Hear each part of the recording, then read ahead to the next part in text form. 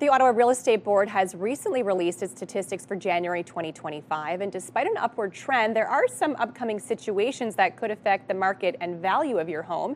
Here to review the numbers and tell us what's in store for the rest of 2025 is Taylor Bennett, a broker with the Bennett Property Shop. Good morning. Good morning. Thank you so much for joining us today. Let's talk about these numbers from January and what they actually mean. Yeah, we actually saw an unexpected busy January. Normally, January is a time of the year where the real estate market's not all that busy for the most part, but last January was relatively busy, and we followed up with another relatively busy January as well, and we saw homes listed increase by over 125%, which means there's a lot more options for buyers to be looking out there right now, and homes sold also increased by a little bit shy of 1%, so we saw more homes sold compared to last December, last month. And of course, you can see here on the screen, median days on market, which means how long it takes for properties to sell, has also increased, so it gives people a little bit more time to shop around. But don't let that number deceive you. If you've got a well-priced property that's in good condition, they're not lasting very long. They're selling in basically under 10 days, including your conditional period. And then lastly on that chart, you see months of inventory. Just to remind viewers, months of inventory is how quickly we would be sold out of properties if we had no future homes listed and we continued selling at our current rate. And you can see despite homes listed increasing by over 100%, months of inventory only increased by less than 4%. So very minor increase there, meaning there's not a ton of inventory on the market right now. And again, that's really location driven. Some areas are very dry when it comes to nice options for buyers. Other areas are a little bit more saturated. So it really comes down to the geographical area that you're looking at. And how do these numbers for January compare to December 2024?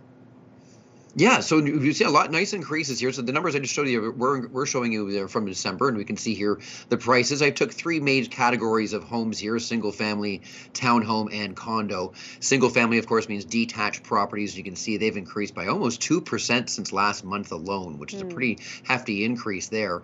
Townhomes, now that includes both condo and freehold townhouses, they decreased by about 1.5%. But the reason why we saw that, we saw a lot more condo townhouses sell this month compared to last month, meaning the property values of condo townhouses are usually a little bit less, of course, because they do have a condo fee. So that's why you saw the little bit drop. But if you're comparing apples to apples in terms of non-condo townhouses to non-condo townhouses, they actually went on the rise. And then, of course, apartment style condos on there as well too. You saw a nice increase there. But of course, those are probably the most broad category of housing. You have a 2-bedroom, 3-bedroom, 4-bedroom condos, 1-bedroom, and bachelor as well. So a little bit scattered throughout. So if you're looking at one of those, you really want to assess it by the building and by the actual style and size of the condo. And what are some of the factors that are going into some of the impacts of the housing market right now? Well, of course, we had the recently reduced interest rate, which, of course, has helped buyers more affordability, of course, which is great. It's the 6th decrease in a row that I think we've seen on the Bank of Canada rate, and the banks have followed suit. You can now get a fixed mortgage rate for under 5%, which I haven't been able to say that in quite some time.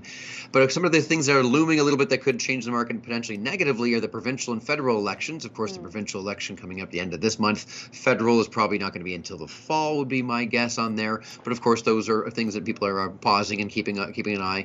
And of course, the potential tariff talks that we have at the end of the month, I think, as well. So those are two big things that are coming up. But as of right now, a very healthy market. If you're somebody who's looking to sell, you might want to get things started a little bit earlier than anticipated. It looks like we're going to have an earlier spring market than we normally have. Perfect. Thank you so much for joining us today, Taylor. Absolutely. No problem. Take care, Melissa. You're welcome. You too.